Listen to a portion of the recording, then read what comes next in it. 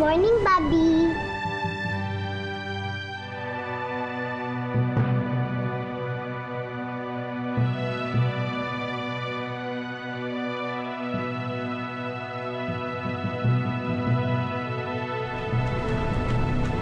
Nasaan na sila? Mother Daisy? Bobby? Buti naman, Daldalita, gising ka na. Sabihin mo sa kanya na pakawala na kami. Dali! Tatay Mateo?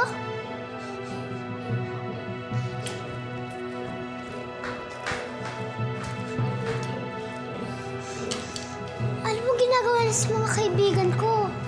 I'm sorry, Daldalita, pero kailangan kong ilayo ang mga alaga mo. Pero Tatay Mateo, please, huwag niyo pa ilayo ang mga kaibigan ko. Pasensya ka na, Daldalita. Ayoko mang gawin ito, pero kailangan kong gawin. Para ito sa kabubuti mo eh. Maniwala ka sa akin, ha? Pero Tay Mateo... O siya, Daldalita. Ako'y pumapayag na, ha? Ako'y pumapayag na dito na sila, pero mangangako ka sa akin, ha? Hindi mo sila kakausapin na parang tao. Promise sa Tay Mateo, hindi ko mo sila kakausapin na gano'n. Sige. Payag na ako.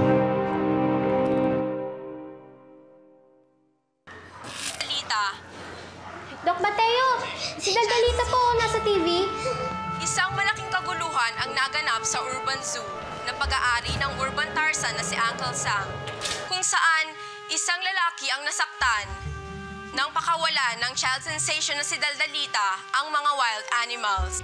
Ayon kay Daldalita, pinakawalan niya ang mga hayop dahil sabi daw ng mga ito ay may sunog. Ang tanong ng marami, nakakausap nga ba talaga nito ang mga hayop? O bunga lamang ba ito ng malikot na pag-iisip ng isang bata? Baliw yan si Daldalita. Hindi nilang kinakausap yung mga alaga niyang hayop. Asal hayop rin siya. Katunayan nga, katabi niya matulog yung mga alaga niyang hayop eh. At saan nila nakuha ang video na yan? That Daldalita girl is a crazy girl.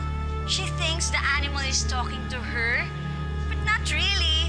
They're just talking, but not to her.